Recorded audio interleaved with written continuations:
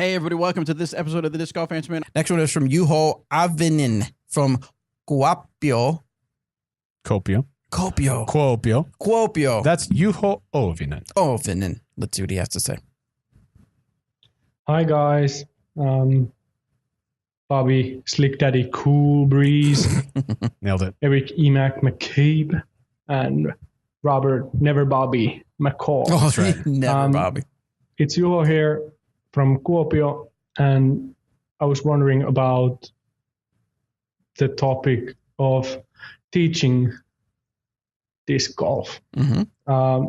I've been playing for 4 years, and I'm the type of guy who goes out to the course and finds a random group of people to play with. And sometimes in those groups there are so-called newbies, people who are new to the sport. And they complain about their shots and wondering how could they add to their distance or accuracy. And I really like to give them tips.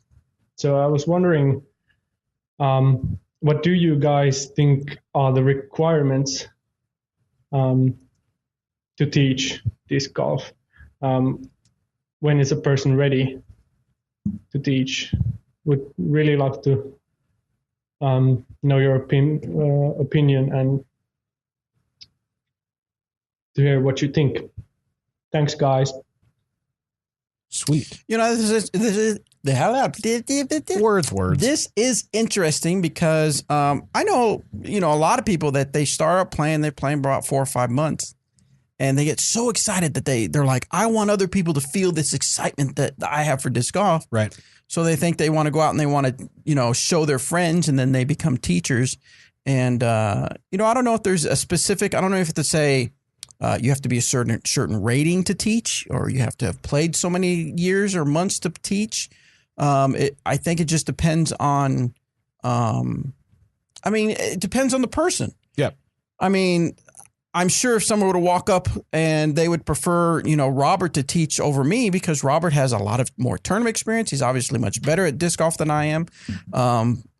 But what if, for some reason, now this isn't the case because I believe Robert's a very good teacher, but what if for some reason, I suck. No. At teaching. Well, no, yeah. What if Robert wasn't? That's what I'm proposing. Like, yeah. What if Robert was not good at teaching, but for some reason I was able to break things down, even though I'm not good at executing them. I'm able to break down the fundamentals. Right. And that's just because of the way I have an understanding for how people learn and stuff like that. So I don't know if there's a specific time period. Sure, if you've been playing a week, I don't think you need to go out and say, hey, I'm going to teach a bunch of people. This is the hard and fast. This is the only way to throw. I would not say that. Right.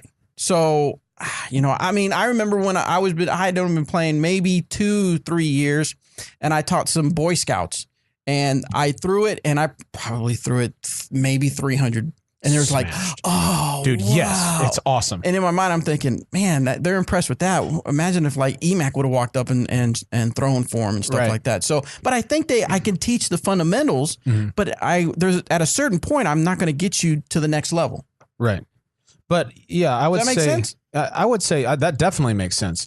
I would say, all right. So like I've talked about, I've started playing golf recently, and I'm sure I would greatly benefit from going to a swing coach like Hank Haney, who's a world-renowned PDJ swing coach, or PDJ, PGA, like a professional swing coach. Okay. But I would probably also benefit in a smaller way, but still a helpful way, from just like a local pro at a golf course, because he knows more about it than I do.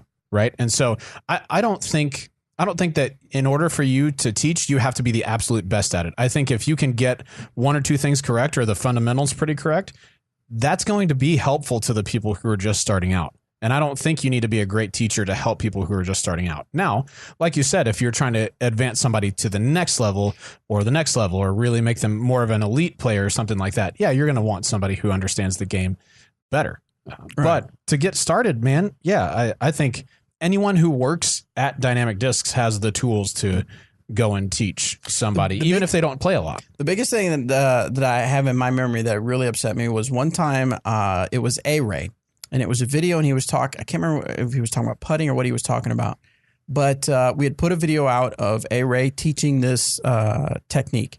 And someone obviously looked up their rating and said, why am I listening to someone who's rated blah, blah, blah? Right, yeah. And my answer to that, what was interesting is the other comment said, oh, wow, I love the way he broke this down. He taught this really well. This is interesting. I'm going to try this, all kinds of good stuff. But this one guy just, why am I listening to a blah, blah, blah rated player?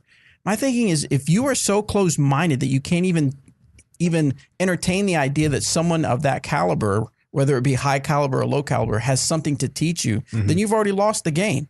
Now, that's not to say that what he was teaching you might in your mind think, I already knew that, or I don't agree with that. But to just blow him off because of his rating, I think that's a little narrow-minded. Sure.